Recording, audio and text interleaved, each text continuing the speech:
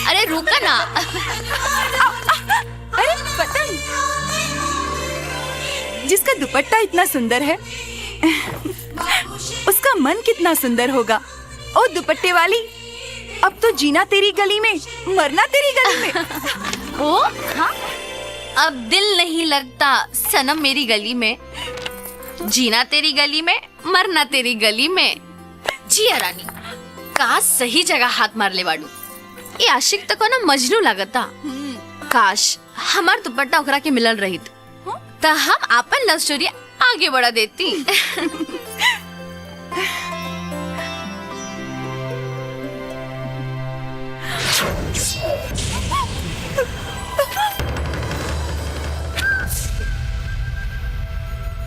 किरण, सब सामान ध्यान से ले ली हो, ऐसे न होके कि कुछ छूट जाए।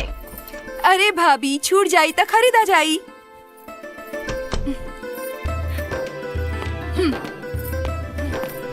किरण, भैया अकेले जाइल ठीक नहीं के। हम चाहता नहीं कि कैलाश या मुन्ना में से केहू के साथे लेके जा। साथे ले जाए में कोनो एतराज नहीं खे भैया, पर हम एक बार अकेले घूमे के चाहतानी और देखे के चाहतानी कि हमार भैया के सल्तनत कहाँ कहाँ तक बा, देश और दुनिया तक। फिर आगरा कोनो देश या दुनिया से बाहर थोड़ी नु बा। ठीक बा, पर ध्यान रखिए, राजेश्वर सिंह की जान, मान और सम्मान तो ही बाड़ू,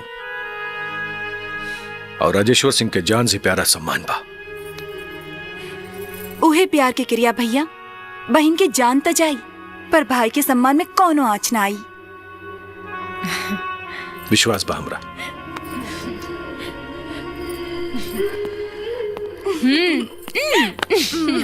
आगरा में जात बाड़ा बियाह में हाँ अगर कौनो बदमाशी भइल ना हाँ तो 2.5 फीट काट के और छोटा कर दे तोरा के, समझला? चिंता मत करी चाचा जी, रउआ निफिकिर रही। जानी ले तोहार नी फिकिर। सूरज, हाँ माई। इला रास्ता में टिफिन खा ली है और सारा सामान दे दिले बानी। ठीक बा। दोस्त के बियाह में जाता रह, ज्यादा हल्ला हुड़दंग मत करिया, कायदे से रहिया। काहे? शादी में जाता, कोनो मैयत में ना। जा बेटा, जे करे के होई करी हो, हम बानी ना।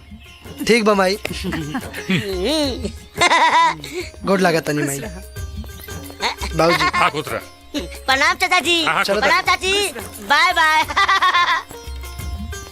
तारा प्यार बेटे पर लुटा दा, पति के लगे कुछ रहबे न कर। पहले प्यारा पति बनी, तब प्यार के उम्मीद रखी, आइल बानी।